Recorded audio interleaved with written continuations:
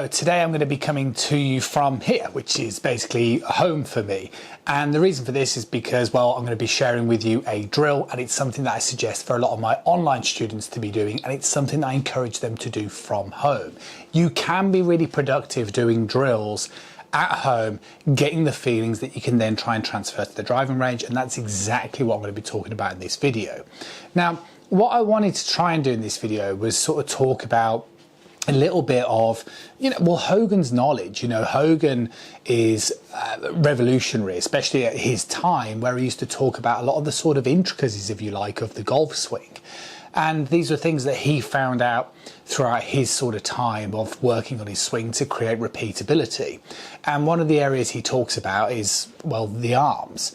And yeah, kind of different sort of opinion. One of the things he used to talk about was trying to keep the arms a little closer together and get a feeling of keeping the arms close together throughout the whole swing.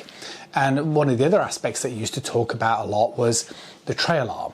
And the trail arm sort of like, tossing a ball coming in towards the downswing. And both of those things are hugely important. And I'm going to summarize exactly what you guys should be doing to find consistency through the biggest problems that I see with golfers that I teach. Now, to just shed light on this, the thing that you're trying to do in the golf swing, and we've been talking about this recently on the channel, is just swing through the ball, right? When you're inside the house, be careful doing this, but you just want to hit through the ball. So not look close towards your body like so.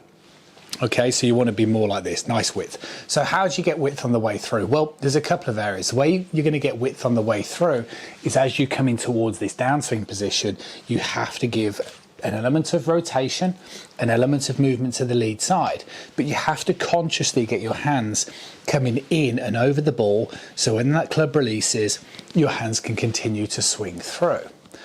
So for most amateur golfers, why can't that happen? Well, the main reason why that can't happen, and this is what again I see with all the time with students, is because in the backswing the arms are too bent, okay, or particularly the trail arm is too bent. So the problem is when your arms get too bent, they get too close to your body. So instead of being in a position like this, they're more like this. Now, theoretically, you would sort of think, well, but if my hands are close to my body, I can push them through.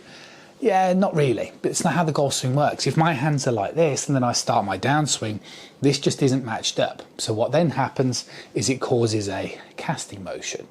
And as you're like this and it causes a casting motion, well then if you're casting, you're going to end up closer, right? Because you're casting the energy away from you, so it ends up closer and hence you look stuck.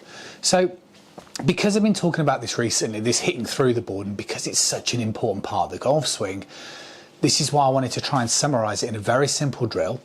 But instead of just saying to you, just do this drill, I don't want to lie to you. You also have to make sure your backswing position's okay for this drill to take full effect. And this is that sort of Hogan feel, if you like. So when you talk about keeping, or when he spoke about sort of keeping his arms together, obviously that's not necessarily reality, but your trail arm is going to bend.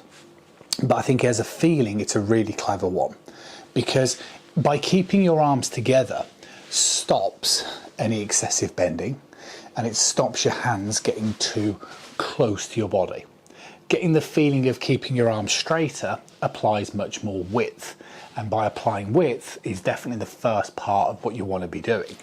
So keeping the feeling of the arms being a little bit closer together, particularly more in the backswing, is a good option for golfers who get excessively bent. And then that is just an absolute swing killer. So that's the first part of this video. And that's kind of the first thing that Hogan really knew that was really important in that backswing and in that feeling.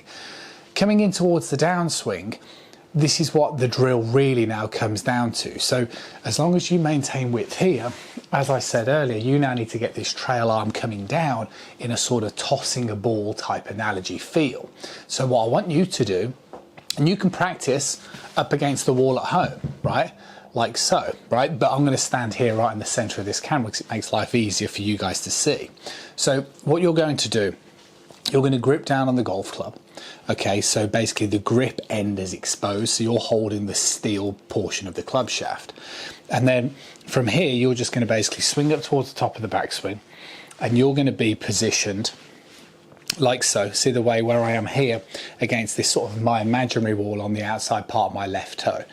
And can you see the way I'm just getting the butt end of the golf club to just hit the wall? So if I was going to do it here, just for a moment, just to clarify, it's this type of motion here.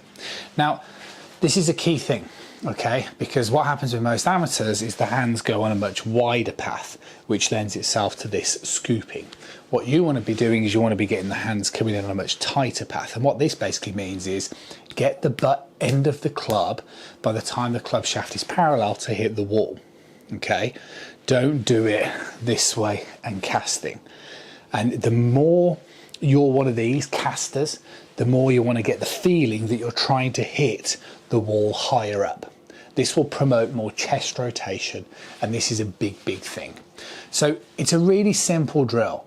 And when you start doing this drill, many students of mine find this out with this exercise. If you're somebody who suffers with a spinning out, lack of linear motion, this drill just naturally does so many wonderful things for your golf swings. It progressively moves your weight towards the lead side. It educates your hands what to do coming in towards this sort of early downswing. And combine it with a good backswing position, all of a sudden you've got yourself a tight looking golf swing that's got a really good chance of hitting some tremendously much better golf shots. Of course, you need to time that release, but what I'd also say, and this happens with a high proportion of people I teach, you'd be surprised. If your impact position looks poor, it's not because of the impact position, it's because of the things that preceded that. So if you can take today's tip, keep that feeling of those arms straighter and more connected in the backswing, and then consciously try and redirect that club in the same feeling that you'll experience from this drill, I promise you, you're going to start to see some really positive results. See you guys again really soon.